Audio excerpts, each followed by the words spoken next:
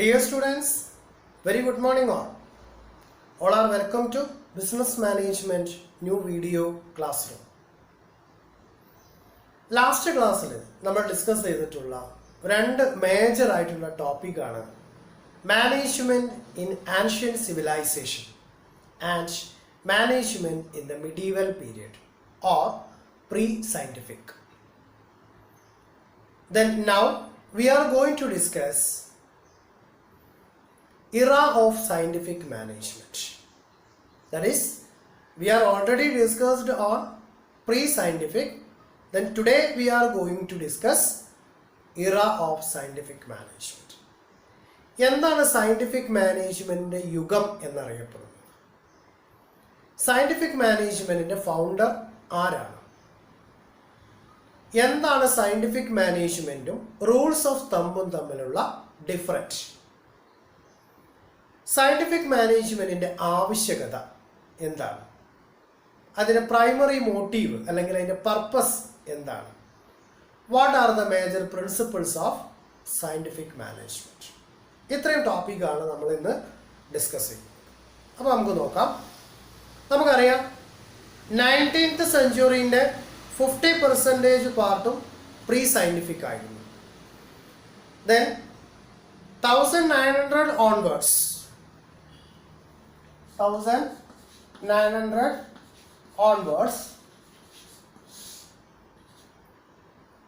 എന്തായി? era of scientific management. That means in the beginning of 20th century. അപ്പോൾ 20th സെഞ്ച്വറിയിൽ 19th സെഞ്ച്വറിയിൽ pre സയൻറ്റിഫിക്കും ഉണ്ട്, അതുപോലെ സയൻറ്റിഫിക്കും start ചെയ്തിട്ടുണ്ട്. അപ്പോൾ പ്രീ സയൻറ്റിഫിക്കിന് ഒരുപാട് ലിമിറ്റേഷൻസ് ഉണ്ട്. അപ്പോൾ ആ ലിമിറ്റേഷൻസിനൊക്കെ ഓവർകം ചെയ്യാൻ വേണ്ടിയിട്ടാണ് 20th സെഞ്ച്വറിൻ്റെ ബിഗിനിങ്ങിൽ തന്നെ സയൻറ്റിഫിക് മാനേജ്മെൻറ്റ് സ്റ്റാർട്ട് ചെയ്തിട്ടുണ്ട്. Who is the founder or who is the father of scientific management? ആരാണ് സയൻറ്റിഫിക് മാനേജ്മെൻറ്റിൻ്റെ ഫാദർ എന്നറിയപ്പെടുന്നത്? FW Taylor. FW ടൈലർ ആണ് സയൻറ്റിഫിക് മാനേജ്മെൻറ്റിൻ്റെ ഫാദർ എന്ന് അറിയപ്പെടുന്നത്. അപ്പോൾ 19th സെഞ്ച്വറി അല്ലെങ്കിൽ 20th ബിഗിനിങ്ങിൽ സ്റ്റാർട്ടിംഗ് സ്റ്റേജിൽ തന്നെ ഈ പറയുന്ന സയൻറ്റിഫിക് മാനേജ്മെൻറ്റിൻ്റെ ഒരു ഇൻവോൾവ്മെൻറ്റ് കൂടുതലായിട്ട് മാനേജ്മെൻറ്റ് തലത്തിൽ വരാൻ തുടങ്ങി. എന്താണ് സയൻറ്റിഫിക് മാനേജ്മെൻറ്റ് എന്ന് പറഞ്ഞത്?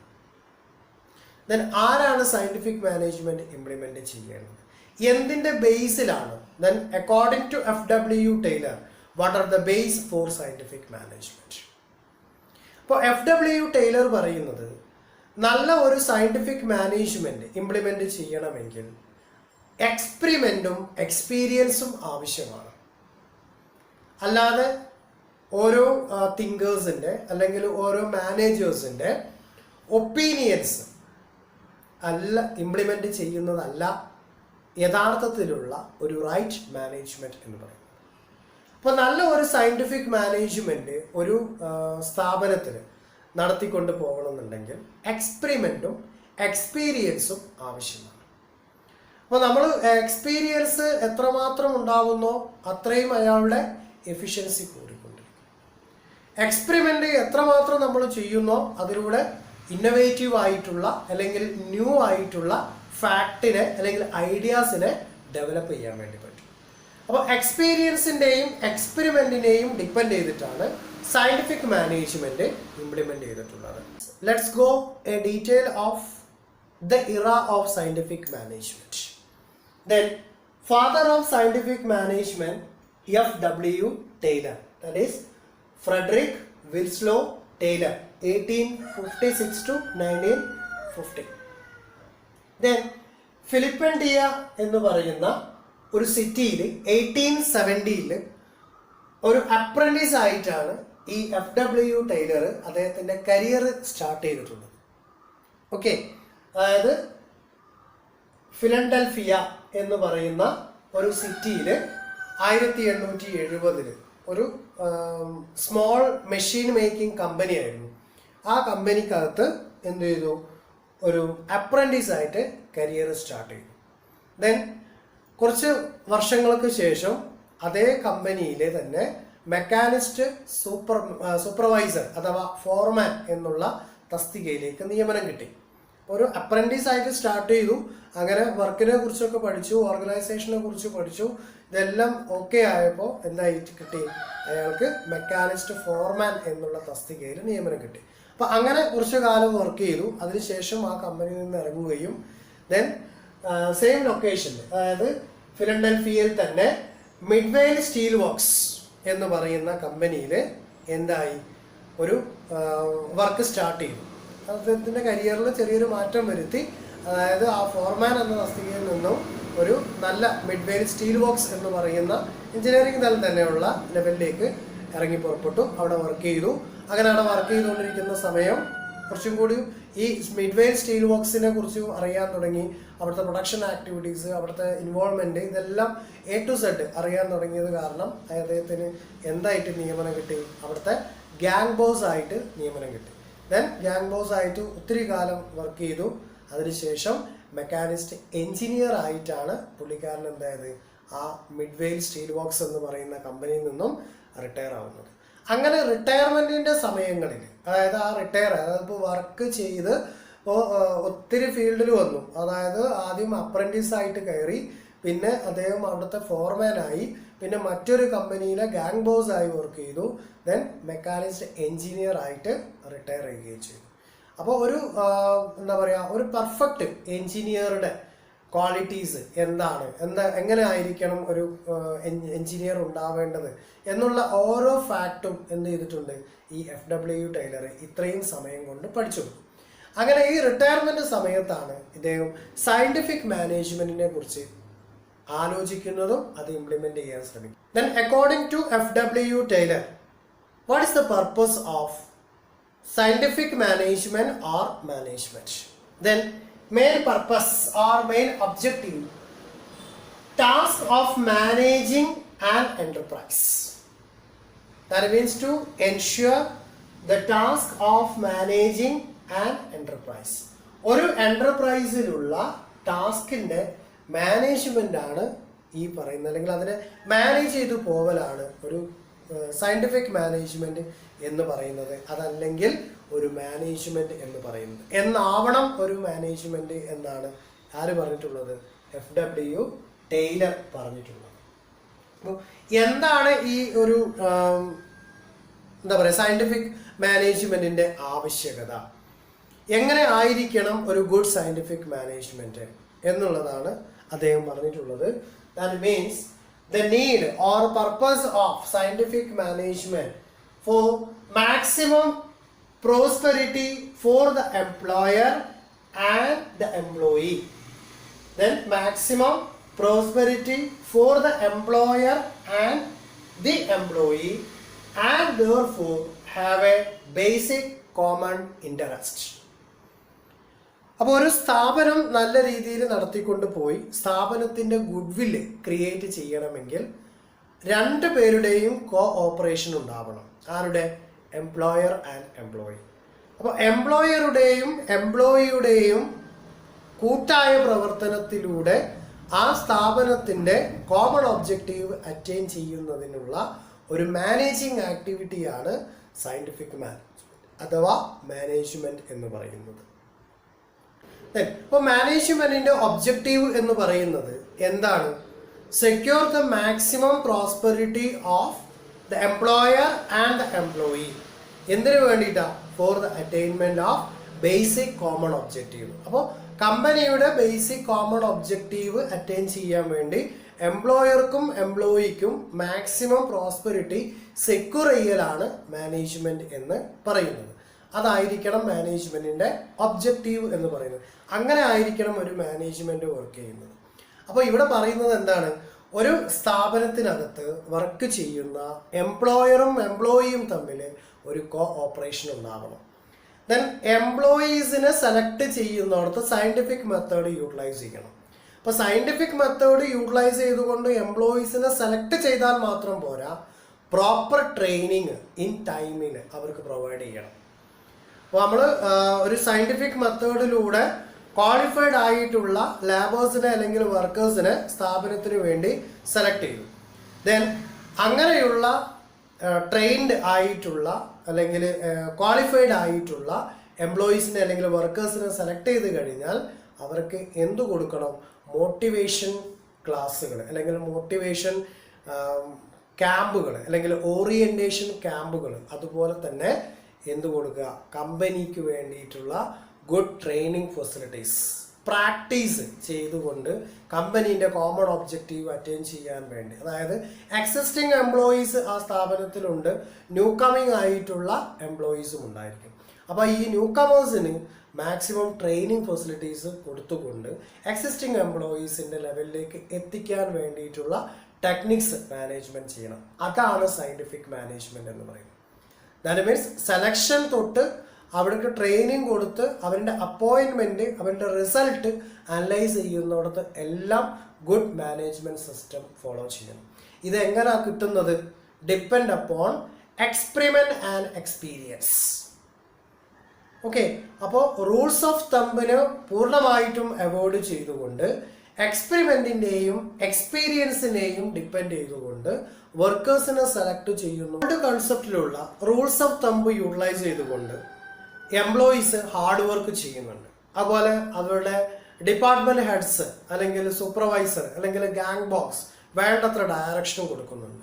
പക്ഷെ റിസൾട്ട് അല്ലെങ്കിൽ അതിൻ്റെ പ്രൊഡക്ടിവിറ്റി, ഇപ്പോൾ പ്രൊഡക്ഷൻ ഓറിയൻറ്റഡ് സെക്ടർ ആണെങ്കിൽ അതിൻ്റെ പ്രൊഡക്ടിവിറ്റി, സർവീസ് ഓറിയൻറ്റഡ് സെക്ടർ ആണെങ്കിൽ വേണ്ടത്ര സർവീസ് സൊസൈറ്റിയിലേക്ക് എത്താണ്ടിരിക്കുക അല്ലെങ്കിൽ സർവീസ് പ്രൊവൈഡ് ചെയ്യാൻ കഴിയാണ്ടിരിക്കുക, ആ ഒരു സിറ്റുവേഷനിലാണ് കമ്പനി റൺ ചെയ്തു പോകുന്നത്. അപ്പോഴാണ് ഈ FW ടൈലർ എന്ത് ചെയ്തിട്ടുള്ളത്? ഈ പറയുന്ന സയൻറ്റിഫിക് അപ്രോച്ച് അവിടെ ഫോളോ ചെയ്യാൻ തുടങ്ങിയിട്ടുള്ളത്. ദാറ്റ് മീൻസ് പ്രോപ്പർ ട്രെയിനിങ് അല്ലെങ്കിൽ proper selection for the employees in A specified unit. ഒരു യൂണിറ്റിലേക്ക് അല്ലെങ്കിൽ ഒരു കമ്പനിയിലേക്ക് അല്ലെങ്കിൽ ഒരു ഫേമിലേക്ക് ഒരു എംപ്ലോയിയെ സെലക്ട് ചെയ്യുമ്പോൾ അതൊരു പ്രോപ്പർ വേയിലായിരിക്കണം. അപ്പോൾ നല്ലൊരു പ്ലാനിങ് അതിനകത്തുണ്ടായിരിക്കണം. ആ പ്ലാനിങ്ങിൽ പറഞ്ഞിട്ടുള്ള രീതിയിലായിരിക്കണം എന്ത് ചെയ്യേണ്ടത്? എംപ്ലോയീസിനെ സെലക്ട് ചെയ്യേണ്ടത്. അപ്പോൾ അവിടെ ഒരു മെത്തേഡ് ഫോളോ ചെയ്യണം എംപ്ലോയീസിനെ സെലക്ട് ചെയ്യുന്നിടത്ത്. ഇപ്പോൾ എംപ്ലോയീസിൻ്റെ ഇൻ്റർവ്യൂ ചെയ്യുകയാണെന്നുണ്ടെങ്കിൽ ആ ഇൻ്റർവ്യൂ സമയത്ത് ചോദിക്കേണ്ട ക്വസ്റ്റ്യൻസുകൾ പ്രീ പ്ലാൻഡ് ആയിരിക്കണം. അപ്പോൾ ആ പ്രീ പ്ലാൻ എങ്ങനെ നമ്മൾ ഉണ്ടാക്കുന്നത്? കമ്പനീൻ്റെ ഒബ്ജക്റ്റീവിനെ അറ്റൈൻ ചെയ്തുകൊണ്ടായിരിക്കണം. അപ്പോൾ അതിനെ ടാർഗറ്റ് ചെയ്തുകൊണ്ടുള്ള ക്വസ്റ്റ്യൻസ് വേണം പ്രിപ്പയർ ചെയ്യാൻ. അപ്പോൾ അതിനെ ഡിപ്പെൻഡ് ചെയ്തുകൊണ്ട് അപ്പോൾ അവിടെ വെൽ പ്ലാനിങ് ഉണ്ടായി. ആ പ്ലാനിങ്ങിൽ ഡിപ്പെൻഡ് ചെയ്തുള്ള ക്വസ്റ്റ്യൻസ് നമ്മൾ പ്രിപ്പയർ ചെയ്തു. അതിന് ആരാണോ ഏറ്റവും കൂടുതൽ ആൻസർ ചെയ്തിട്ടുള്ളത് അല്ലെങ്കിൽ ആർക്കാണോ നല്ല ആൻസർ ചെയ്യാൻ പറ്റിയിട്ടുള്ളത് അവരെ നമ്മൾ സെലക്ട് ചെയ്യും. അപ്പോൾ അവിടെ സെലക്ഷൻ പ്രോസസ്സ് സയൻറ്റിഫിക് ആയിട്ടുള്ള രീതിയിൽ ഇംപ്ലിമെൻറ്റ് ചെയ്യാൻ തുടങ്ങി. അതുപോലെ തന്നെ സെലക്ട് ചെയ്താൽ മാത്രം പോരാ, പ്രോപ്പർ ട്രെയിനിങ് കൊടുക്കണം. അപ്പോൾ ആ ട്രെയിനിങ് അതായത് കമ്പനീൻ്റെ ഇപ്പോഴത്തെ നിലപാട് എങ്ങനെയാണ് അല്ലെങ്കിൽ ഇപ്പോഴത്തെ പൊസിഷൻ എന്താണ്, അതിന് കുറച്ചും കൂടി ഡെവലപ്മെൻറ്റ് നടത്തണമെങ്കിൽ എന്ത് രീതിയാണ് ഫോളോ ചെയ്യേണ്ടത്. അപ്പോൾ എക്സ്പേർട്സിൽ നിന്നും അഡ്വൈസ് കളക്ട് ചെയ്തുകൊണ്ട് ആ അഡ്വൈസ് എന്ത് ചെയ്യുന്നു? ഇവിടെ എംപ്ലോയീസിന് വേണ്ടി പ്രൊവൈഡ് ചെയ്യാൻ വേണ്ടി പ്രോപ്പർ ട്രെയിനിങ് അലോട്ട് ചെയ്ത് കൊടുക്കുന്നു. അപ്പോൾ ആ ഒരു എന്താ പറയുക സിറ്റുവേഷനിലാണ് ഈ പറയുന്ന സയൻറ്റിഫിക് മാനേജ്മെൻറ്റ് കടന്നു വരുന്നത്. അതായത് റൂൾസ് ഓഫ് തംസ് യൂട്ടിലൈസ് ചെയ്തുകൊണ്ട് ആളുകൾ എന്ത് ചെയ്യുന്നുണ്ട്? ഹാർഡ് വർക്ക് ചെയ്യുന്നുണ്ട്. ടോപ്പ് ലെവൽ മാനേജ്മെൻറ്റ് അഡ്വൈസ് അല്ലെങ്കിൽ ഡയറക്ഷൻ കൊടുക്കുന്നുണ്ട്. പക്ഷേ റിസൾട്ട് എന്തില്ല? അവരുടെ പ്രീ പ്ലാൻ ലെവലിലേക്ക് എത്തുന്നില്ല. അപ്പോൾ അത് ആ ഒരു ഘട്ടത്തിലാണ് സയൻറ്റിഫിക് മാനേജ്മെൻറ്റ് എന്ന് പറയുന്ന ഒരു ഇവൻറ്റിൻ്റെ കടന്നുകയറ്റം ഉണ്ടാവും. Then let's go major principles of scientific management according to FW Taylor. Then development of scientific methods. Number 1. Second, planning. Third, the scientific selection and training of workers. Fourth one, cooperation between employer and employees. Then fifth one, division of work between management and the workers. Then sixth one, differential piece rate system of wages. And seventh one, mental revolution. Okay. അപ്പോൾ ഇത്രയും principles ആണ് scientific മാനേജ്മെൻറ്റിനുള്ളത്. ആരുടെ അഭിപ്രായത്തിൽ? FW ടൈലറിൻ്റെ അഭിപ്രായത്തിൽ. Okay, development of scientific method. ടൈലറിൻ്റെ എക്സ്പെരിമെൻറ്റിലൂടെ അല്ലെങ്കിൽ ടൈലറിൻ്റെ എക്സ്പീരിയൻസിലൂടെ ടൈലർ അഡ്വക്കേറ്റ് ചെയ്തിട്ടുള്ളതാണ് എന്ത്? Development of scientific management. എന്തിനു വേണ്ടിയിട്ട്? For the achievement of efficiency. ലാബേഴ്സിൻ്റെ എഫിഷ്യൻസി ഇൻക്രീസ് ചെയ്യണമെന്നുണ്ടെങ്കിൽ അല്ലെങ്കിൽ അത് ഡെവലപ്മെൻറ്റ് നടത്തണമെന്നുണ്ടെങ്കിൽ എന്ത് വേണം? സയൻറ്റിഫിക് മെത്തേഡ് ഫോളോ ചെയ്യണം. അപ്പോൾ ആ സയൻറ്റിഫിക് മെത്തേഡ് ഫോളോ ചെയ്യുകയാണെന്നുണ്ടെങ്കിൽ എന്ത് ചെയ്യാൻ പറ്റും? ഫേമിൻ്റെ എഫിഷ്യൻസി വർദ്ധിപ്പിക്കാൻ വേണ്ടി പറ്റും. ഫേമിൻ്റെ എഫിഷ്യൻസി വർദ്ധിക്കുക എന്ന് പറഞ്ഞാൽ ആരിലൂടെയാണ് അത് വർദ്ധിക്കുക? അവിടെയുള്ള എംപ്ലോയീസിലൂടെ. അപ്പോൾ ആ എംപ്ലോയീസിൻ്റെ എഫിഷ്യൻസീസ് വർദ്ധിപ്പിക്കാൻ സയൻറ്റിഫിക് മെത്തേഡ് ഫോളോ ചെയ്യണം instead of rules of thumb. അപ്പോൾ റൂൾസ് ഓഫ് തമ്പിനെ മാറ്റി നിർത്തിക്കൊണ്ട് എന്ത് ചെയ്യുക? സയൻറ്റിഫിക് മെത്തേഡ് ഫോളോ ചെയ്യുകയാണെങ്കിൽ ഗുഡ് റിസൾട്ട് ഉണ്ടാക്കിയെടുക്കാൻ വേണ്ടി സാധിക്കും. Then next one, planning. Planning is deciding in advance. അതാണല്ലോ പ്ലാനിങ് എന്ന് പറഞ്ഞത്. നമ്മൾ എന്താ ചെയ്യാൻ പോകുന്നത് എന്ന് നമ്മൾ അഡ്വാൻസ് ആയിട്ട് ഡിസൈഡ് ചെയ്യുന്നതാണ് പ്ലാനിങ് എന്ന് പറയുന്ന process. It is the fundamental element or principle of scientific management or the central theme of scientific management. ഇപ്പോൾ സയൻറ്റിഫിക് മാനേജ്മെൻറ്റിൻ്റെ ഒരു പ്രധാനപ്പെട്ട ഘടകം എന്ന് വേണമെങ്കിൽ ആസൂത്രണത്തെ അല്ലെങ്കിൽ പ്ലാനിങ്ങിനെ നമുക്ക് പറയാം. ദാറ്റ് മീൻസ് സ്റ്റാൻഡേർഡ് ഡിറ്റർമിൻ ചെയ്യുന്നിടത്ത്, അതായത് ഒരു ഫേമിനകത്തുണ്ടാകുന്ന പ്രൊഡക്ടിവിറ്റീൻ്റെ, അതായത് പ്രൊഡക്ഷൻ പ്രോസസ്സിലെ ഔട്ട്പുട്ടിൻ്റെ സ്റ്റാൻഡേർഡ് ഡിറ്റർമിൻ ചെയ്യുകയാണ്. അപ്പോൾ ആ സ്റ്റാൻഡേർഡ് ഡിറ്റർമിൻ ചെയ്യുന്നതിലൂടെ എന്താണ് കിട്ടുന്നത്? ടൈം. അപ്പോൾ എത്ര ടൈം വർക്ക് ചെയ്യണം, അപ്പോൾ ഓരോ പാർട്ടും ഇവിടെ പ്ലാൻ ചെയ്യുന്നു. അതായത് ലാബേഴ്സിൻ്റെ ടോട്ടൽ വർക്ക്, എപ്പോഴാണ് വർക്ക് കംപ്ലീറ്റ് ചെയ്യേണ്ടത്, ആരാണ് വർക്ക് കംപ്ലീറ്റ് ചെയ്യേണ്ടത്, ഏത് സമയത്താണ് വർക്ക് കംപ്ലീറ്റ് ചെയ്യേണ്ടത്, എന്താണ് അയാളുടെ ടോട്ടൽ വർക്ക്, എങ്ങനെയുള്ളതാണ് അയാളുടെ വർക്ക് എന്നുള്ള ഓൾ ഫാക്റ്റും പ്ലാൻ ചെയ്യും. ദെൻ അത് പ്ലാൻ ചെയ്ത് കഴിഞ്ഞാൽ എത്ര സമയത്തിനുള്ളിൽ അത് പൂർത്തീകരിക്കണം, അതിൻ്റെ സ്റ്റാൻഡേർഡ് എങ്ങനെയായിരിക്കണം, അപ്പോൾ ഔട്ട്പുട്ടിൻ്റെ സ്റ്റാൻഡേർഡ്, വർക്കിംഗ് കണ്ടീഷൻസിൻ്റെ സ്റ്റാൻഡേർഡ് അത് എന്താണ് എന്നുള്ളത് ഉറപ്പുവരുത്തലാണ് പ്ലാനിങ് പ്രിൻസിപ്പിൾസിലൂടെ പറയുന്നത്. അപ്പോൾ ഇതൊരു ഫണ്ടമെൻ്റൽ തീമാണ്, അതല്ലെങ്കിൽ ഒരു സെൻട്രൽ തീമാണ് സയൻറ്റിഫിക് മാനേജ്മെൻറ്റിൻ്റെ പ്ലാനിങ് എന്ന് പറയുന്നത്. അപ്പോൾ വിത്തൗട്ട് പ്ലാനിങ് ആണെങ്കിൽ ഒരു സയൻറ്റിഫിക് മാനേജ്മെൻറ്റും എന്ത് ചെയ്യാൻ പറ്റില്ല? ഇംപ്ലിമെൻറ്റ് ചെയ്യാൻ വേണ്ടി സാധിക്കില്ല. Then third one, the scientific selection of and training of workers. നമ്മൾ നേരത്തെ തന്നെ പറഞ്ഞു. അപ്പോൾ ഒരു പ്രോപ്പർ സെലക്ഷൻ പ്രോസസ്സ് ഉണ്ടായിരിക്കണം. ദെൻ സെലക്റ്റഡ് എംപ്ലോയീസിന് പ്രോപ്പർ ട്രെയിനിങ് പ്രൊസീജിയറും ഉണ്ടായിരിക്കണം. അപ്പോൾ ഒരു സയൻറ്റിഫിക് മെത്തേഡ് ഫോളോ ചെയ്തുകൊണ്ട് ക്വാളിഫൈഡ് ആയിട്ടുള്ള എംപ്ലോയീസിനെ അല്ലെങ്കിൽ ലാബേഴ്സിനെ സെലക്ട് ചെയ്യുന്നു. ദെൻ സെലക്റ്റഡ് എംപ്ലോയീസിന് എന്ത് ചെയ്യുന്നു? പ്രോപ്പർ ട്രെയിനിങ്ങും ഫോളോ ചെയ്ത് കൊടുക്കണം. അപ്പോൾ ഒരു ട്രെയിനിങ്ങിൻ്റെയും സെലക്ഷൻ്റെയും ഡിപ്പെൻഡ് ചെയ്തിട്ടാണ് മാനേജ്മെൻറ്റിൻ്റെ റിസൾട്ട് ഉണ്ടാവാൻ പോകുന്നത്, അല്ലെങ്കിൽ ഒരു കമ്പനീൻ്റെ ഗുഡ് വിൽ എൻഹാൻസ് ചെയ്യാൻ പോകുന്നത്. അപ്പോൾ അത് ഡെവലപ്പ് ചെയ്യണമെന്നുണ്ടെങ്കിൽ സെലക്ട് ചെയ്യുന്ന എംപ്ലോയീസിനെ പ്രോപ്പർ വേയിലൂടെ ആയിരിക്കണം സെലക്ഷൻ നടത്തേണ്ടത്. ദെൻ പ്രോപ്പർ വേയിലൂടെ സെലക്ട് ചെയ്ത എംപ്ലോയീസിന് പ്രോപ്പർ ട്രെയിനിങ് കൂടി പ്രൊവൈഡ് ചെയ്ത് കൊടുക്കണം. Okay. Then cooperation between employer and employees. ഇപ്പോൾ എംപ്ലോയറും എംപ്ലോയിയും തമ്മിൽ ഒരു കോഓപ്പറേഷൻസ് ഉണ്ടാവണം എന്ന് പറഞ്ഞാൽ നല്ല സഹകരണത്തോടു കൂടി ഒരു പാർട്ടിസിപ്പേറ്റീവ് മാനേജ്മെൻറ്റ് ആയിക്കൊണ്ടാണ് എംപ്ലോയീസിനെ മാനേജ് ചെയ്തു പോകുന്നതെങ്കിൽ ഗുഡ് റിസൾട്ട് ഉണ്ടാക്കിയെടുക്കാൻ പറ്റും. ദാറ്റ് മീൻസ് സൂപ്പർവൈസ് ചെയ്യേണ്ടടുത്ത് സൂപ്പർവൈസ് ചെയ്യണം, ഡയറക്ഷൻ കൊടുക്കേണ്ട ഭാഗത്ത് ഡയറക്ഷൻ കൊടുക്കണം. അതേസമയത്ത് പാർട്ടിസിപ്പേറ്റ് ചെയ്യിപ്പിക്കേണ്ട ഭാഗത്ത് എംപ്ലോയീസിനെ പാർട്ടിസിപ്പേറ്റ് ചെയ്യുകയും കൂടി ചെയ്ത് ഒരു ഗുഡ് റിലേഷൻഷിപ്പ് കീപ്പ് ചെയ്ത് പോവുകയാണെന്നുണ്ടെങ്കിൽ എത്രയും പെട്ടെന്ന് എന്താണോ ആ ഒരു ഫോമിൻ്റെ അച്ചീവ്മെൻറ്റ് എന്താണോ അതിലേക്ക് എത്തിപ്പെടാൻ വേണ്ടി സാധിക്കും. അതായത് ആ ഒരു ഗോള്, എല്ലാവർക്കും ഒരു ഗോൾ ഉണ്ടാവുമല്ലോ, അപ്പോൾ ആ ഗോൾ അച്ചീവ് ചെയ്യാൻ വേണ്ടിയിട്ടുള്ള ആ ഒരു ലെവലിലേക്ക് എത്തിപ്പെടാൻ വേണ്ടി സാധിക്കും. അപ്പോൾ അങ്ങനെ ഒരു കോഓപ്പറേഷൻ എന്ന് പറയുന്ന ഒരു പ്രിൻസിപ്പിള് എംപ്ലോയർ ആൻഡ് എംപ്ലോയിൻ്റെ ഭാഗത്ത് ഉണ്ടാവണം. ഇവിടെ പറയുന്നത് പ്രോപ്പർ സെലക്ഷൻ ഉണ്ടാവണം, പ്രോപ്പർ ട്രെയിനിങ് പോളിസീസ് ഉണ്ടായിരിക്കണം. ഇതൊക്കെ നടത്തുന്നതിന് മുമ്പ് വെൽ പ്ലാനിങ് പ്രോസസ്സ് ഉണ്ടായിരിക്കണം. റൂൾസ് ഓഫ് തമ്പിനെ അവോയ്ഡ് ചെയ്തുകൊണ്ട് ഗുഡ് സയൻറ്റിഫിക് മെത്തേഡ് പ്ലാൻ ചെയ്തിരിക്കണം. Then division of work between management and workers. Management duty planning ആണ്, വർക്കേഴ്സിൻ്റെ ഡ്യൂട്ടി അല്ലെങ്കിൽ റെസ്പോൺസിബിലിറ്റി എക്സിക്യൂഷൻ ഓഫ് പ്ലാനിങ് ആണ്. ഓക്കെ. അപ്പം അതിവിടെ എന്ത് ചെയ്യുക? ഡിവൈഡ് ചെയ്യുക. Division of work between the management and workers. അപ്പോൾ മാനേജ്മെൻറ്റ് എന്ത് ചെയ്യുന്നു? പ്ലാനിങ് പ്രൊസീജിയർ നടത്തുന്നു. Then doing or execution work ചെയ്യുന്നത് ആരായിരിക്കണം? വർക്കേഴ്സ് ആയിരിക്കണം. അപ്പോൾ ആ വർക്കേഴ്സിൻ്റെ ഡ്യൂട്ടി അല്ലെങ്കിൽ responsibility. Then management duty or responsibility അതെന്ത് ചെയ്യുന്നു? ഡിവിഷൻ ചെയ്യുന്നു, ഡിറ്റർമിൻ ചെയ്യുന്നു. അപ്പോൾ വെൽ പ്ലാനിങ്ങോട് കൂടി ഇത് ഡിറ്റർമിൻ ചെയ്തിട്ടില്ലെങ്കിൽ വലിയൊരു അപാകതയിലേക്കാണ് ഇത് പോവുക. അതുകൊണ്ട് എന്ത് ചെയ്യണം? ഡിവിഷൻ ഓഫ് വർക്ക് എന്ന് പറയുന്ന പ്രിൻസിപ്പിള് സയൻറ്റിഫിക് മാനേജ്മെന്റ് ഫോളോ ചെയ്യണം. Then differential piece rate system of wages. ഇപ്പോൾ വേജ് കൊടുക്കുന്നുണ്ട്. ഇപ്പോൾ ലോ സ്റ്റാൻഡേർഡിന് ഒരു വേജ്, ദെൻ ഓവർ സ്റ്റാൻഡേർഡിന് ഒരു വേജ്, ദെൻ ഒപ്റ്റിമം സ്റ്റാൻഡേർഡിന് ഒരു വേജ്. അപ്പോൾ ഡിഫറൻഷ്യൽ വേജ് സിസ്റ്റം. അപ്പോൾ ഓരോ എംപ്ലോയീസും ട്രൈ ചെയ്യും ബെറ്റർ അല്ലെങ്കിൽ ഒപ്റ്റിമം റിസൾട്ട് ഉണ്ടാക്കിയെടുക്കാൻ വേണ്ടിയിട്ട്. അപ്പോൾ അങ്ങനെ റിസൾട്ട് ഉണ്ടാകുമ്പോൾ റിസൾട്ടിന് സ്റ്റാൻഡർഡൈസേഷൻ ഉണ്ടാവും. അപ്പോൾ സ്റ്റാൻഡേർഡ് ഉള്ള പ്രോഡക്റ്റും എംപ്ലോയീസിനെ സംബന്ധിച്ചിടത്തോളം ഹൈ റേറ്റ് ഓഫ് വേജസും കിട്ടും. അപ്പോൾ അങ്ങനെയുള്ള ഒരു ഡിഫറൻഷ്യൽ പീസ് റേറ്റ് സിസ്റ്റം ഒരു കമ്പനിയിൽ ഫോളോ ചെയ്തിരിക്കണം എന്നാണ് FW ടൈലർ പറഞ്ഞിരിക്കുന്നത്. Then mental revolution. അപ്പോൾ മെന്റൽ റവല്യൂഷന് ഉണ്ടാക്കുന്നു എന്ന് പറഞ്ഞാൽ ദെൻ ടോട്ടൽ റിസൾട്ട് ചേഞ്ച് ആവും.